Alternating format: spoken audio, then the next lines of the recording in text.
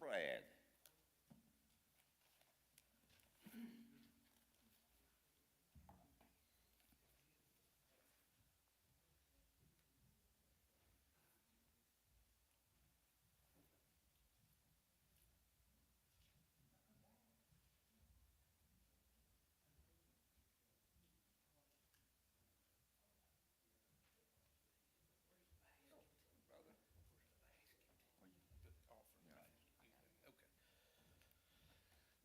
Good morning, everybody.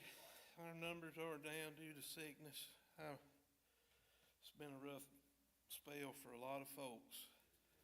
I need to thank God for healing me this past couple of days. I went about 4 weeks with back pain. It didn't seem to want to go away.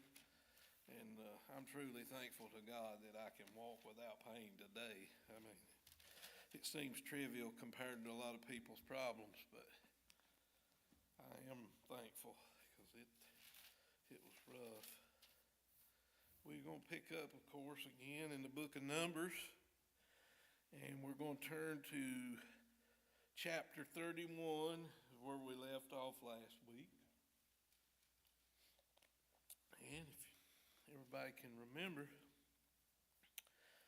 I think what we had when we started chapter 31 is where we were talking about the Midianites. The Israelites this is going to be the chapter where we get into the part where the Midianites, God gets his revenge on the Midianites for the sins that they were the instrument of making the nation of Israel sin when Balaam told the king of Moab to have them camp without the perimeter of the Israelite camp and hang out there, and to lead to immorality by the Israelites. And of course, that's what they did, and God was not going to let it go unaccounted for. It took a little while, but it's where we're at now, and it's going to be, it happened. And we'll find out the Midianites were pretty much wiped out at this point.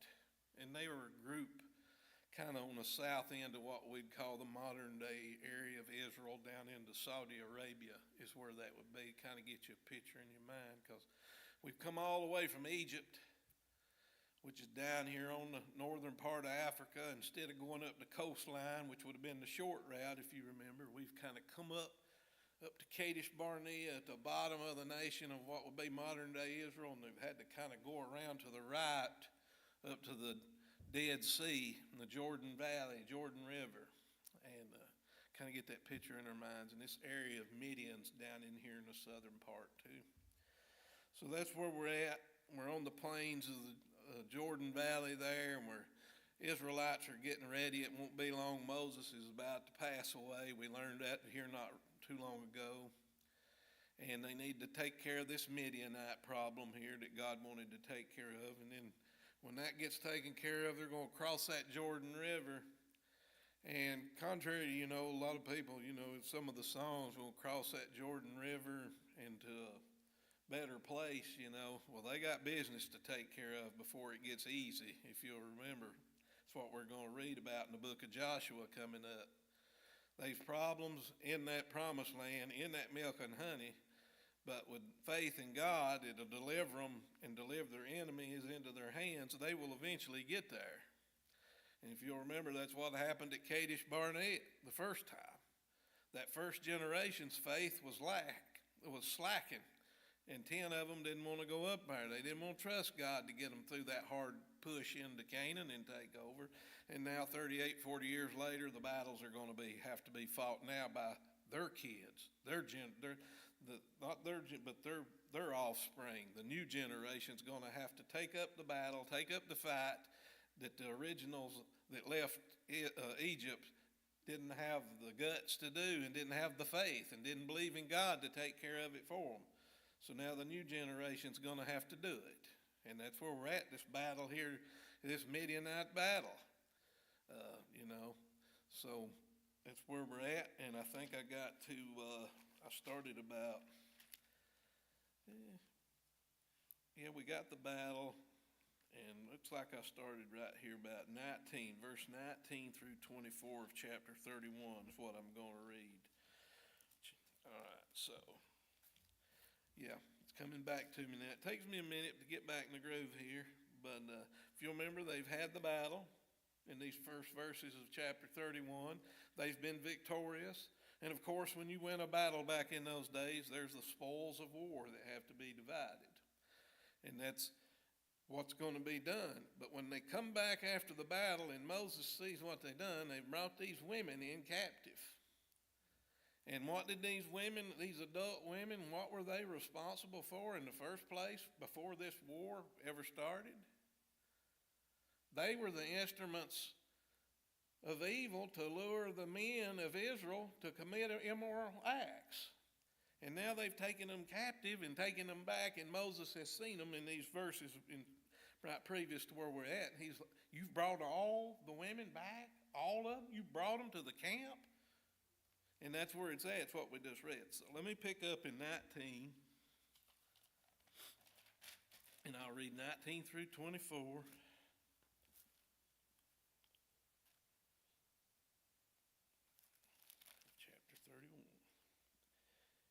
All right, this is, we get to the point in at 18, the only women that they left or decided to keep were the young ones that had never been with a man, and they're going to make house servants out of them. That's what we told. They could keep those for the cooking, the cleaning, the child care, and et cetera, like that's what they would be in these communities.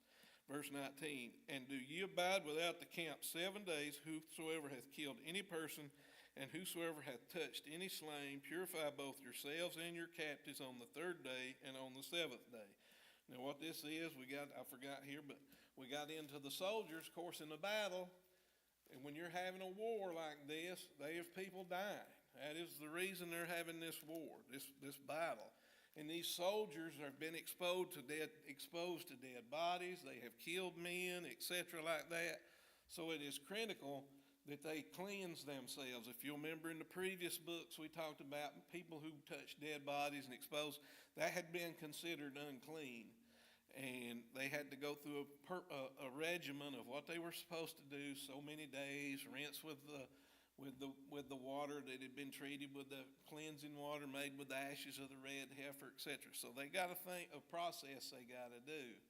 And I think we all agree that anybody had been involved in a situation such as all this killing and war and battle like that, man, they need to get their minds clean and get grounded back somehow, because it can't be good for nobody. It couldn't.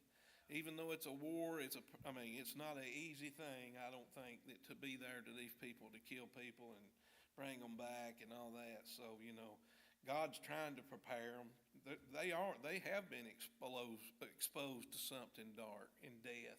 It is unclean, because we know clean, with God is life, and the light is clean. So they got to get back to that. All right. So let me read that. And purify all your raiment, clothing that is made of skins, and work of goat's hair, and all things made of wood. Now Eleazar the high priest, this is verse 21, and Eleazar the priest said unto the men of war which went to the battle, this is the ordinance of the law which the Lord commanded Moses. Only the gold and the silver, the brass, the iron, the tin, and the lead, everything that may abide the fire, ye shall make it go through the fire, and it shall be clean. Nevertheless, it shall be purified with the water of separation. That's that water I told you about, made with a little bit of the ashes of the burned red heifer to make that water a cleansing agent. Water of separation, that all that abideth not in the fire ye shall make go through the water. And ye shall wash your clothes on the 7th day, and ye shall be clean. And afterward ye shall come into the camp. So there's the process God gives them to get things clean themselves. The spoils of war that they take to be put through the fire. And think about it. That's a time when God's telling them to do this. They have to do this a certain way, but it makes them think too. that, all this stuff, all this has been part of a dark scene, death, a lot of death involved there. So, I see it really as, God's got getting their mind back right. So, and plus he's, getting them to the point of being clean. And if they live their life every day, these soldiers, these Israelites, with the intention of trying to keep themselves clean, at least they're not just running willy-nilly and thinking about something otherwise. But we'll see that it don't work long-term plan, of course, But now I'm going to read 25 through 30. It's more about the spoils. And the Lord spake unto Moses, saying, Take the sum of the prey that was taken both of man and of beast, thou and Eleazar the priest and the chief fathers of the congregation, and divide the prey into two parts between them that took the war upon them, that's the ones that did the fighting, who went out to battle, and between the congregation, those are the people in the camp.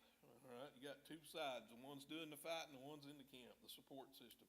And divide the prey into two parts between them that took the war upon them, and who went out to battle, and between the congregation, and levy a tribute unto the Lord of the men of war which went out to battle, one soul of 500, both of the persons and of the beeves, that's herds, that's what that beeves mean, and of the donkeys and of the sheep.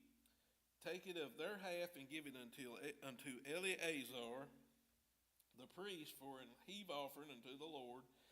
And of the children of Israel half thou shalt take one portion of 50 of the persons of the herds, beeves, of the donkeys and of the flocks, and all manner of beasts, and give them unto the Levites. Of course, the Levites have to be sustained because they don't go out and fight. They're not going to have land. They do the work at the tabernacle, and they have to be supported. So they're going to get some. Which keep charge of the tabernacle, like we said there. All right, so, the spoils be counted here, what we just read, they're going to be divided between the soldiers and the nation. More tax for the nation when we read in those other verses, and it's less for the soldiers, which makes sense. A little bit less percentage for the soldiers and more for the nation, all right, because the soldiers, of course, have put their lives on the line. They've been exposed to death. I think it's even more critical of that, being in a dark situation. Now, 31 through 47. And Moses and Eleazar the priest did as the Lord commanded Moses. And the booty, that's the spoils, be the rest of the prey which the men of war had caught was 600,000 and 70,000 and 5,000 sheep. All right, make sure. Yeah. All right, I'm going to, because the next verses through here, we're going all the way to 47. So I'm going to skip because it's just more numbers of animals. And I'm going to skip down to 40.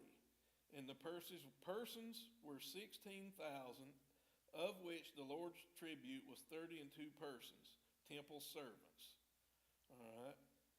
And we go on down here. We make it, and I'm going to skip on to 14 because that's just more numbers of animals. To 47 we get here. Even of the children of Israel's half, Moses took one portion of 50, both of man and of beast, and gave them unto the Levites, which kept the charge of the tabernacle, and the Lord, as the Lord commanded Moses. So that gets us through that. So that was just numbers, parts being divided up. And now I'm going to read, let's see if I do 48 through 54. And the officers which were over thousands of the host, this is just leaders, the captains of thousands and captains of hundreds came near unto Moses. So they're coming up, they're getting Moses' attention. And they say unto Moses, Thy servants have taken the sum of the men of war which are under our charge, and there lacketh not one man of this. There is why we started out talking about this being a holy war to start with. Last week when we talked about this battle coming up, because Phineas, if you remember, he was going to lead out. And this was a war that was God demanded for the vengeance of the Midianites, what they done to the. So this verse right here tells us we know this is a holy war because not one soldier was lost of the Israelites. That's what they're saying there. So God won this battle for them, and that everybody's life was preserved in that battle. All right. Lacketh not one man of us. And I'm going on to 54. Yeah, make sure. We have therefore brought an oblation, that's a free will offering for the Lord, And, think about it, man. That's a good reason to bring a free will offering to God. They didn't lose one soldier in that fight. For what every man hath gotten of jewels, gold chains, bracelets, rings, earrings, and tablets, to make an atonement for our souls before the Lord. And this was a lot of stuff.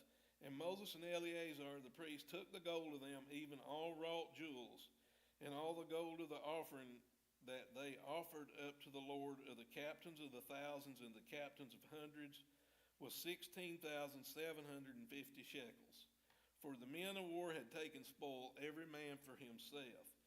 And Moses and Eleazar the priest took the gold of the captains of thousands and hundreds and brought it to the tabernacle of the congregation for a memorial for the children of Israel before the Lord.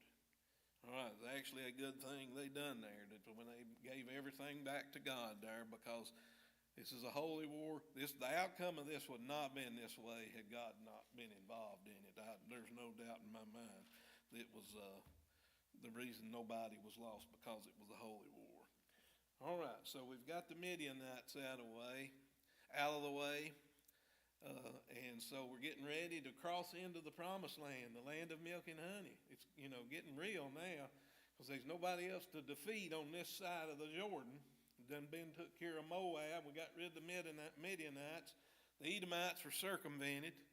So we got the north country up there where the Amorites was, I believe, if you remember, and took care of them up there in the land of Bashan and what they call the northern part on the eastern side of the Jordan River, up in there where it is. And what we're going to find out is this is a really nice looking country up here when these Israelites see it. And to me, from what I see on TV, sometimes they don't look like cattle country to me, but maybe they see different things. They've seen different things then, and my pictures, what I see on TV ain't always what's in that region. But they're going to think, this is some nice grazing land for cattle and herds and such like this is where we're looking at. And we're going to find out that about 2.5 of these tribes are like, man, it's pretty nice over here on this side of the Jordan River. We're not wanting to go over there. We want to set up camp and build our cities and our pens and our grazing herds and fence our cities in and keep our little ones over here. And they're going to go to Moses for that, is what we're going to find out. So they're going to be hesitant about crossing that Jordan River. And if you think about it, there ain't nothing over there for them but war coming up. They're going to have to fight their way into that. But this generation's going to be different than the previous generation. But we're going to find out how Moses reacts when he hears this. And so we're going to get started on that here in chapter 32. All right. This title of this chapter in my Bible it's the Transjordan settled by 2.5 tribes. So this is going to be land, like I said, on the east side of the Jordan River before we go over into the promised land. Chapter 32, verse 1. Now the children of Reuben, if you remember, that's Jacob's oldest, son of Leah, I believe he was. And the children of Gad, that's another one. Unfortunately, I can't remember who his mother was. Might have been Leah as well, I don't know. Had a very great multitude of cattle. So evidently, the tribe of Reuben and Gad were successful at cattle raising. And they probably acquired a lot at this last war, this last battle with the Midianites. And somehow they've acquired a lot of cattle. They're successful at that. Just like everybody's got certain talents, Well, these guys were good with cattle, evidently, and they knew good cattle grazing land when they saw it. And when they saw the land of Jazer and the land of Gilead, that, behold, the place was a place for cattle. All right. Goes back to the old saying, the grass looks pretty green here, why go on the other side, So that's what they're thinking.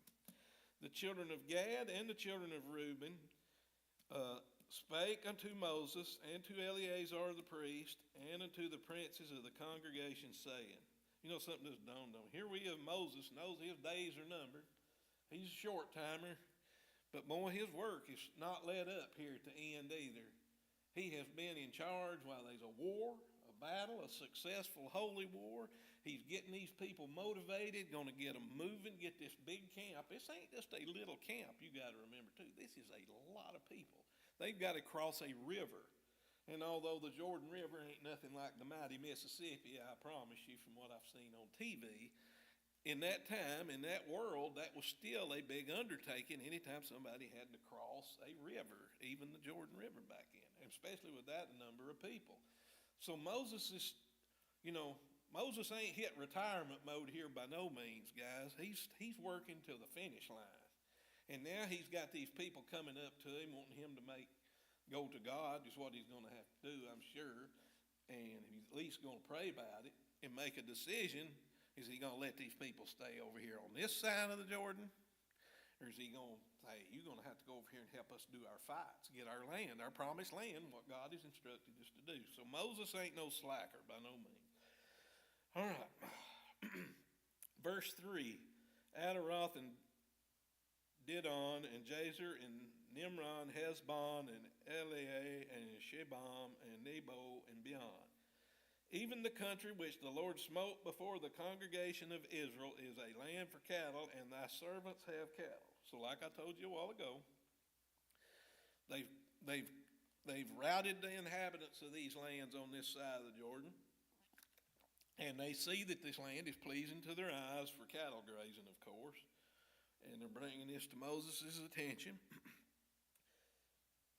Wherefore said they, if we have found grace in thy sight, all right, Moses, if we look like, we've done a good job and we look good to you, let this land be given unto thy servants for possession and bring us not over the Jordan.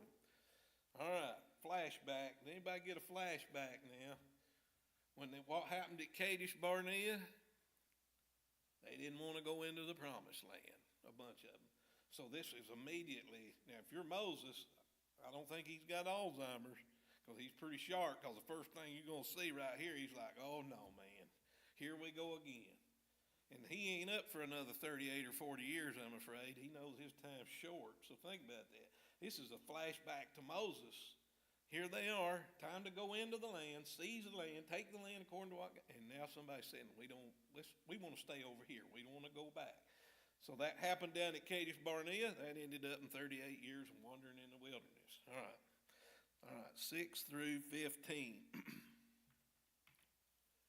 And Moses said unto the children of Gad and to the children of Reuben, and why, I don't know, but half of this land also is going to go to the half tribe of Manasseh. Half of the tribe of Manasseh we're going to read here in a minute.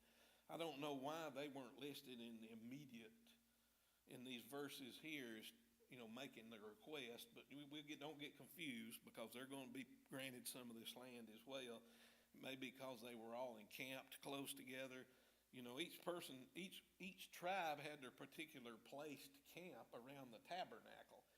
And I think Reuben and Gad were close together. Maybe Manasseh might have been close to them. So maybe they just got along good with each other, and they were both good with cattle and et cetera like that. But anyway, just letting you know what's coming.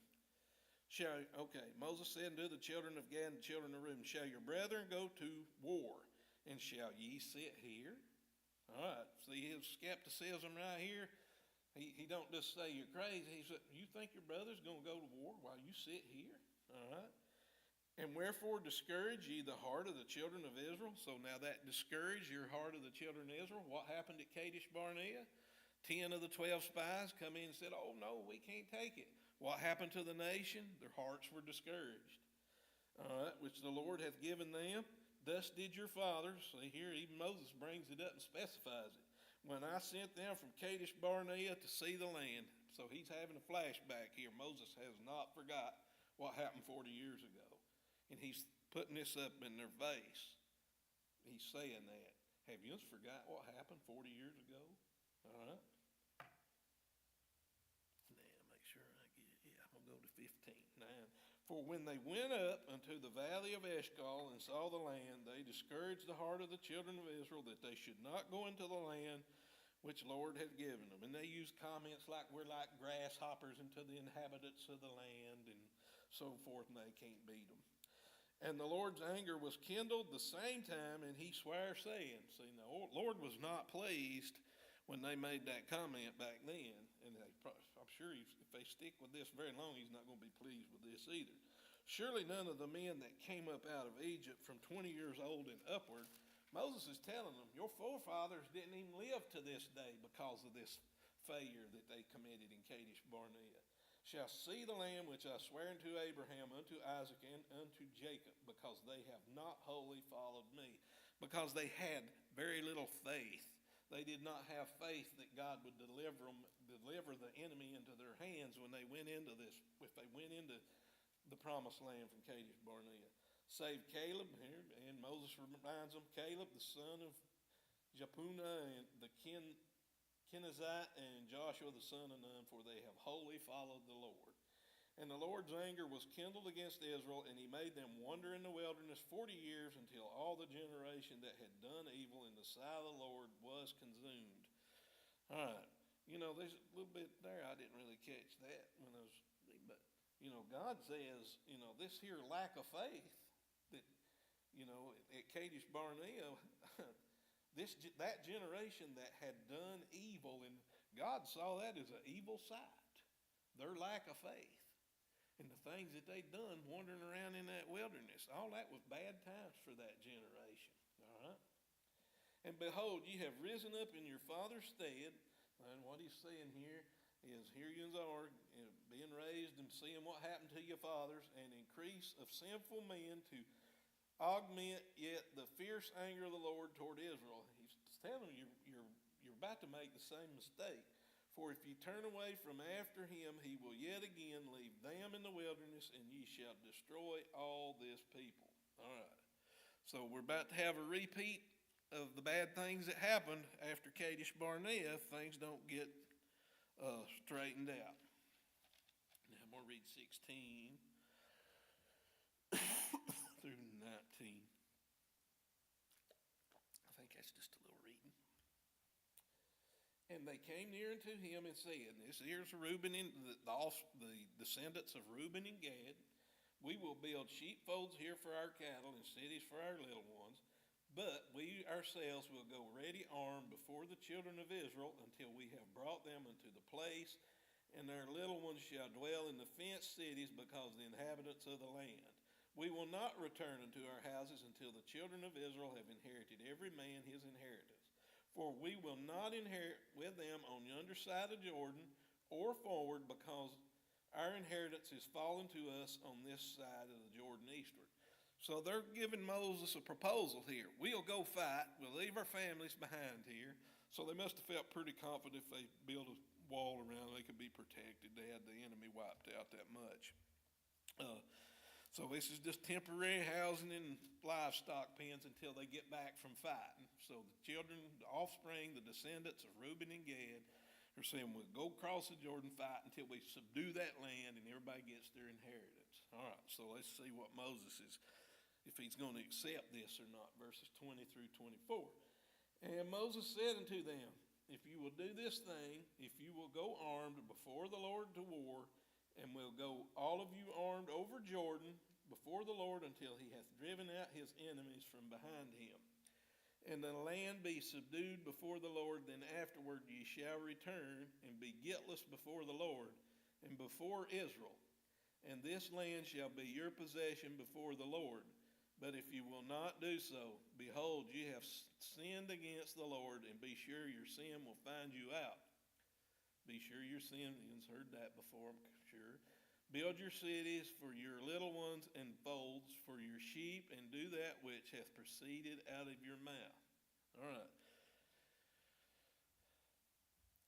Moses accepts, but I want you to think about this for a minute. Think into the future and think about his covenant with Abraham, what God said he would do. God laid out the land that they were supposed to inhabit. And they had the faith like they had. They had went up from Kadesh Barnea, went right into the promised land and had everything on the west side of the Jordan. But that ain't the way it worked out. Now they're on the east side of the Jordan and they're having to go in like that. But these tribes, think about it. This was not the land that God had planned for them to have to start with. This is something they've took up on their own. And of course, Moses, he's saying God's going to bless you with this land, let you have it.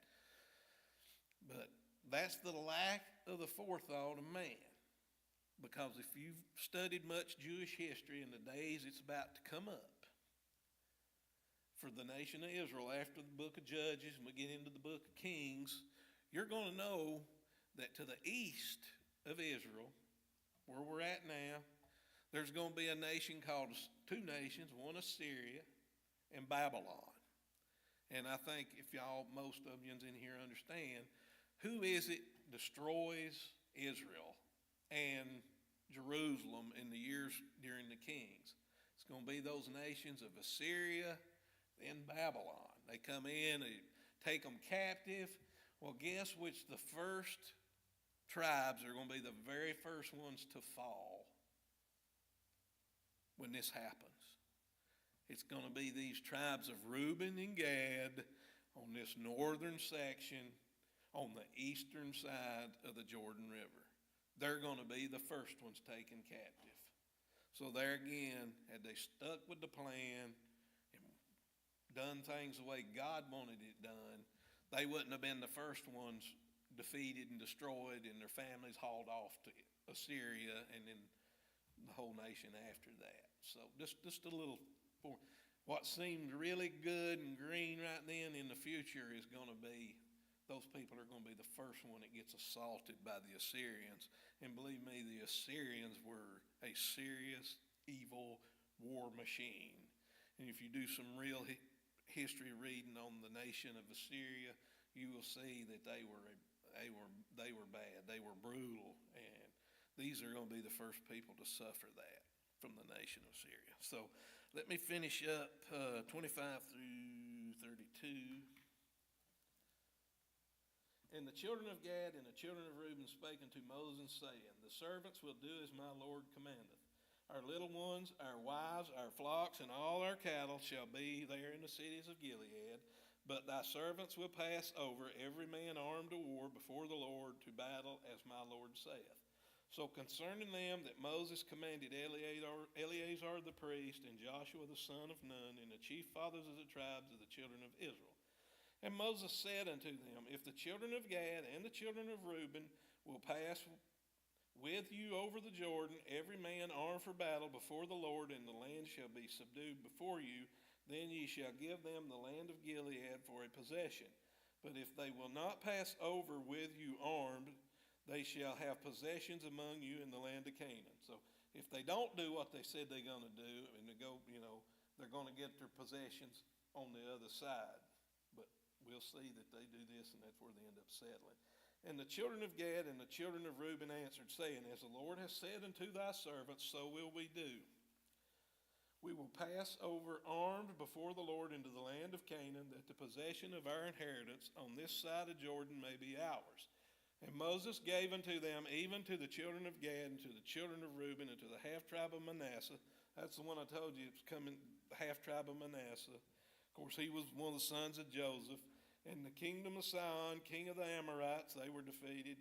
We're talking about kingdom of Og, that's Bashan. And the land with the children thereof in the coast, even the cities of the country round about. And the children of Gad built Dibon and Adaroth and Ara. So we're getting into the names of towns here, and where they built their towns. And the children of the son of Matt in 39 was another town. 40 is another town. Sons taking the town, and all the way to 42. This just defines those areas where they built their cities, temporary cities and their pens. And this is what the land they settled. This is going to be the land I told you that's going to fall to the Assyrians first. So that got us through 32. I didn't read all the names of the little towns there that they took. But anyway, that'll get us through. And I'll dismiss us with a quick prayer. Everybody's ready to come in. So, dear God, I thank you for this day, Lord. I pray for healing for those our brothers and sisters that are sick, God, and not doing good. It's just a testament of this broken world and these old earthly bodies, God. And what we need from you is eternal life for heavenly spiritual body. We're thankful for our Lord and Savior, Jesus Christ. Amen.